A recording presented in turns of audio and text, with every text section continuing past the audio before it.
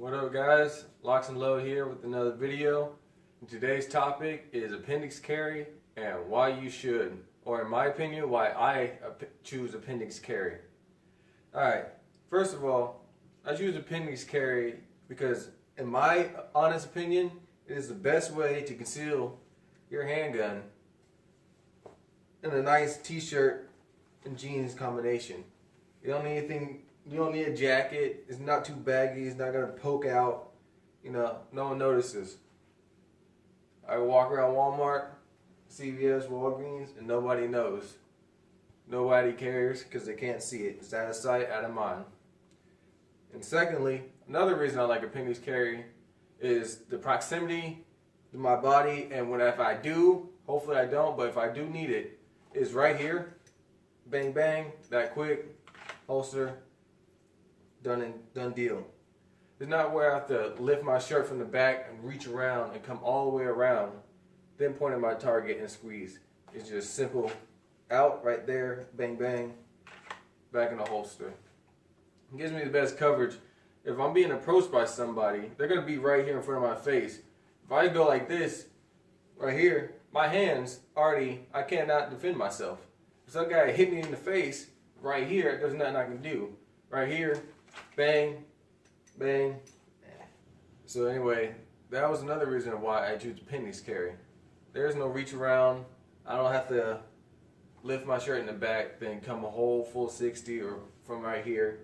It's just a quick, simple, the gun is right here in front of my body, right where my hands would be.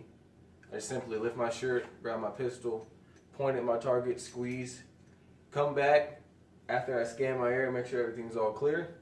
I come back, lean back, point my gun down with the finger off the trigger, which is important. Keep your finger off the trigger unless you're going to shoot. This is how accidents happen, when you have your finger or you forget. So, you come back, finger off the trigger, lean back, the gun is clear of your body, pointing in the holster, finger off, shirt down, good to go. One of the problems that people say about appendix carry is that if the gun were to go off, obviously you got some precious cargo you don't want to lose. And secondly, you got two femoral arteries right here in your legs that can very possibly be hit by this bullet and you will bleed out and die. So you don't want that. But like all modern guns, as long as the trigger guard is covered and you're not toying around with your gun, you're not messing with it, it's just simply sitting in this holster with the trigger guard covered, your gun will not go off and you will not have a problem. I've been carrying concealed for a couple months now. I carry my Glock 32 and 357 SIG. There is no external safety on this gun. It's all internal. And so empty, you're good to go. There is no external safety on this gun.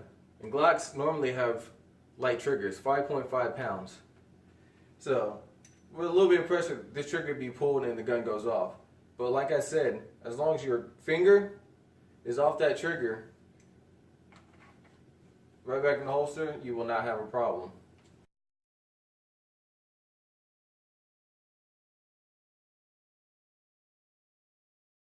Also, on another note, depending on the method that you choose to carry, whether it be appendix, on the hip, right here on the small of your back, make sure that you practice that method that you choose to carry in.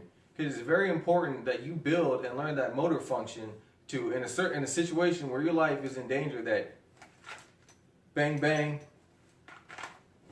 just like that. You do not have the time in a life or death situation to always consciously think, lift my shirt, alright, finger off the trigger, gun is pointed, point out, align the sight, squeeze, come back, scan, finger off the trigger. You do not always have time to do that in a life or death situation. It needs to be a quick reaction, a quick motor function, something that's built instinctively into the shooter, you, the person. So if you're being approached, some guy comes up, you do not have to consciously think, you just bang bang, back in the holster.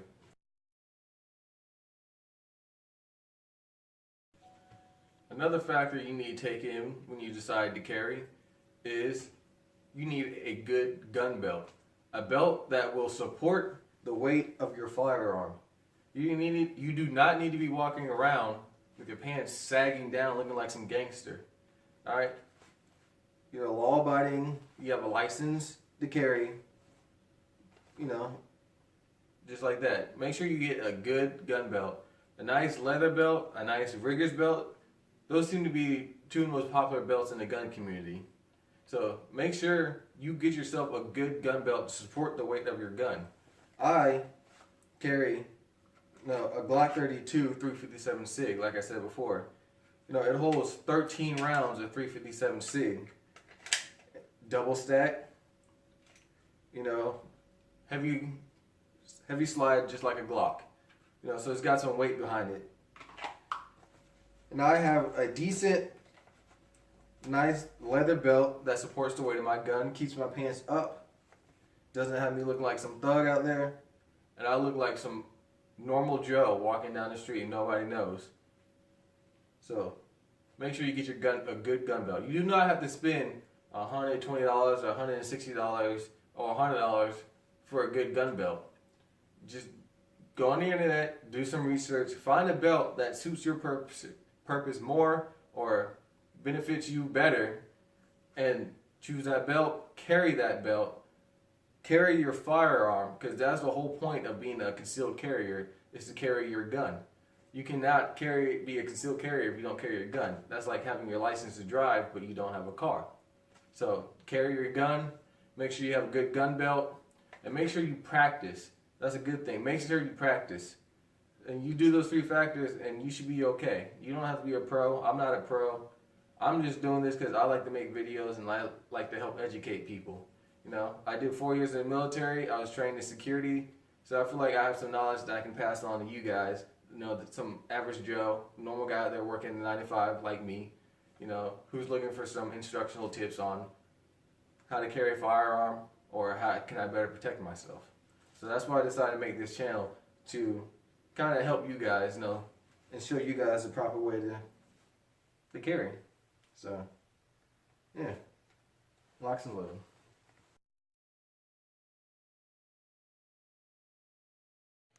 All right, one critical item of carrying your gun, whether it be appendix, hip, smaller back, is that you find a good holster. I have this Black Hawk holster that I bought from a local gun store, and it works just fine. It keeps it close to my body. It's got the nice clip over here. I'd probably opt for like a better clip, but it does the job. It's got a little hook in here so it goes under the belt, and then when you decide to pull your firearm, it hooks on that belt, and it keeps the holster and allows you to safely draw your firearm out of the holster. So there's a lot of good holsters out there. Some are leather, some are kind of cotton, polyester. I wouldn't advise those. I like the ones like these, like some leather ones and Kydex especially, the ones that hold open the mouth of the holster open, so I don't have to open up my holster then insert my gun. When I go to holster my gun, it's already open. It slides in nice and smooth. Everybody likes it when it slides in nice and smooth. So yeah, based on your choice of carry, you might like that cotton polyester holster. I don't. I prefer a Kydex, or this is almost rubbery. I don't know the name of it, but yeah. I'll do a review on the holster and all the specs later, but make sure you have a decent holster. Fits your gun, covers the trigger guard, so you won't have any 80s or NDs with your firearm while you're carrying. And yeah. Okay, and so ending the video, we talked about appendix carry and why I choose the appendix carry. We also talked about 3 important things that every concealed carrier needs to do. 1 is practice with the method that you carry in. If you carry appendix, practice in your house dry firing appendix and reholstering your firearm. If you carry on your hip, same thing. Practice drawing and reholstering your firearm. Small in the back, same thing. Secondly, we talked about having a good gun belt and supporting the weight of your firearm so your pants do not sag down. Thirdly, we talked about having a good holster that covers the trigger guard of your pistol. You do not want your firearm going off accidentally or negligently inside of your pants anywhere around this area at all. It's not going to be a fun day, and it's not going to be good for anybody, especially you. Anyway, we're at the end of the video. I had fun making this video. I enjoyed talking, to you guys, getting your comments and concerns, and growing my gun knowledge with you guys, because ultimately that's what we're doing. We're helping each other become more knowledgeable about firearms and what they can and can't do and the safety of them, so that in the future we can have them, so the government doesn't take them. But, comment in the box below. I'd love to hear from you. Subscribe. Please join the channel. And, that's it. That's all I got to say. LocsNLoad out.